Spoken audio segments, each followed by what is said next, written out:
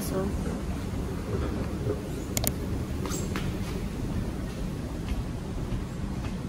¿Cuál? ¿Me lo agarras? Este.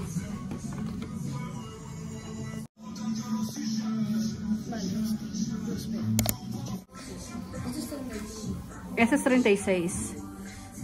Ese es 36.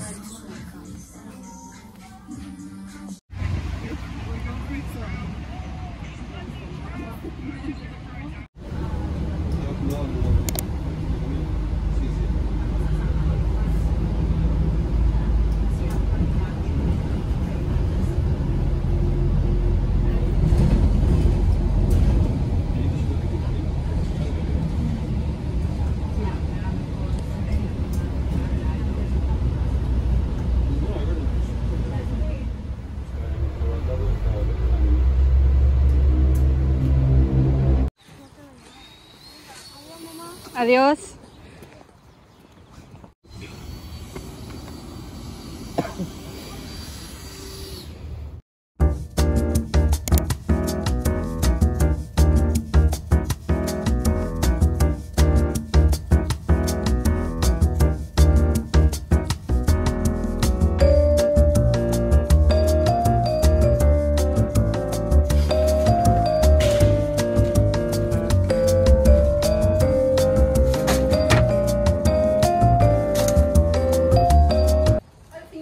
Buenos dias! Actually, gabi na. It's already 8 in the evening. Pero kung napapansin nyo, ay medyo maliwanag pa dito sa amin.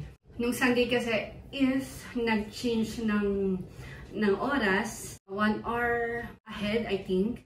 And then today is Friday, April 5. Iniisip ko gumawa ng champorado since last week. Sinasabi sa akin ng anak kong lalaki kung kailan nga daw ba ako gagawa ng champorado. Iniisip ko kung ngayon, gabi, or bukas na lang. Sa tingin ko bukas na lang, no? Para mas mainit. Or okay lang naman din kapag malamig yung champorado, di ba? So ngayon, piniprepare ko. Parang feeling ko kasi gusto kong mag-chicken curry. If you notice, nag-ponytail na ako kasi medyo mainitan ako. You know, kahit hindi pa summer dito sa amin. Ako lang ba o kayo din yung mas gusto ko kasi yung manok kaysa sa karne? Ever since kasi, mas gusto ko, maski nung buntis ako, madalas kong kainin manok talaga. Well, actually kahit nung bata pa ako, mas gusto ko yung manok eh. Ewan ko, ako lang ba or kayo din kung nakaka-relate kayo. Tinatanggal ko talaga siya, as in, ewan ko, hindi ko siya sinasama. Buti na lang meron akong nakareserva dyan na itatabi. Every time kasi na, yung mga sangkap kasi ng mga ulam na which is ayokong nawawala sa bahay is yung tomato sauce and then this one. Sa mga bata, mahilig sa mga pasta, spaghetti, and then ako naman, mahilig ako, syempre dahil Bicolana tayo, mahilig ako sa mga may gata. Lalo na yung ginataang kalabasa. Sarap. Habang nakabakasyon ako, gusto kong magluto ng kalabasa. Well, actually, this is the last na lata na meron ako. Siguro by next week or kapag ganit-uran ako ng time, is pupunta ako sa Asian market.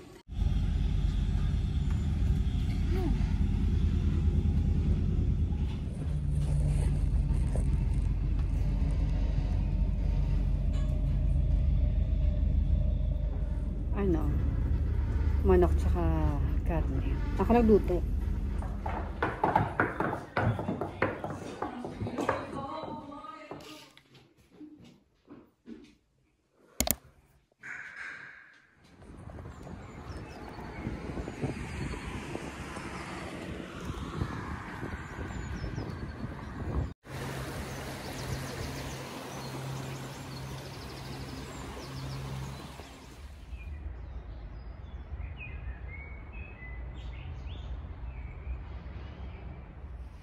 Hola señoritas!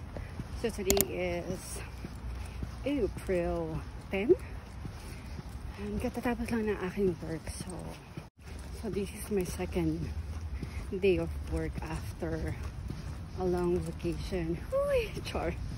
Short lang naman. Actually, 9 days. And tomorrow is another day. See you tomorrow. Hasta mañana.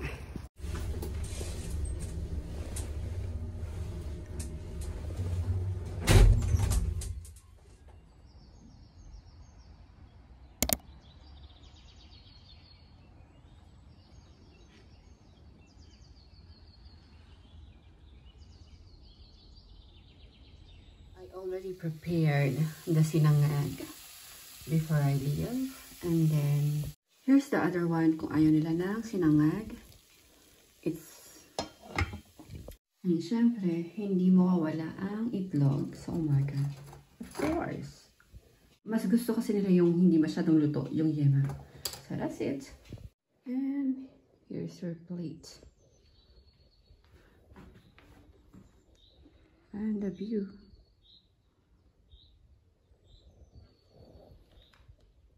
Hola señoritas, buenos días. Today is Friday. So this is the last day ng bakasyon ng mga anak ko. So since nandito sila sa bahay, before akong mag-work, well, usually kasi nauuna sila kapag may pasok sila. Prepare ko na yung almusal nila. Yeah.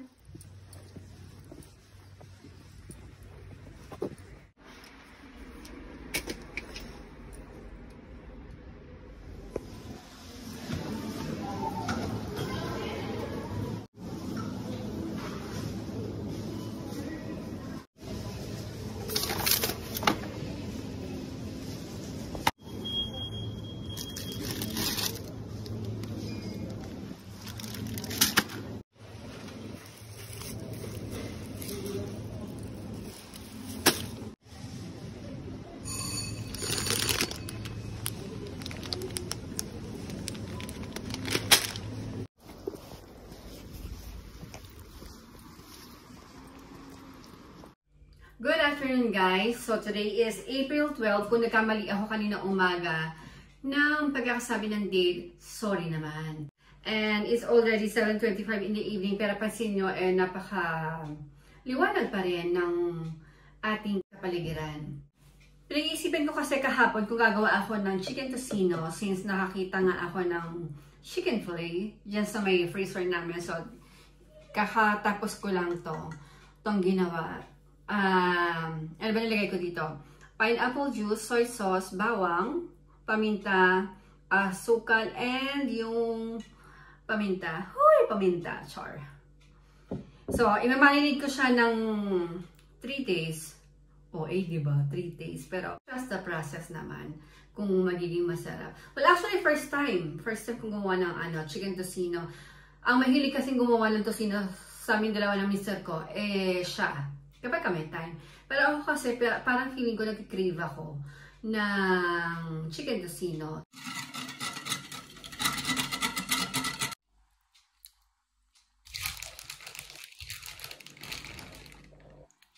Wala akong food coloring pero okay na rin yan.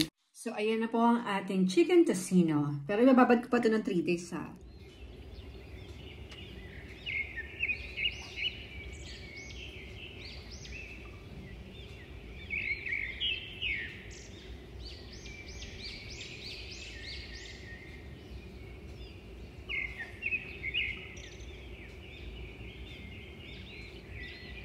Good morning guys, today is Saturday, April 13, since weekend off ko. From Monday to Friday lang ako nag-work from, it depends sa araw. MWF 9 to 5 and then Tuesday and Thursday from 8 to 4. So today's agenda is maglalaba ako ngayon and then later, parang feeling ko gusto kong maglakad. And then, syempre, maglilinis, magluluto. Yun naman ang agenda lagi ng mga nanay, di ba?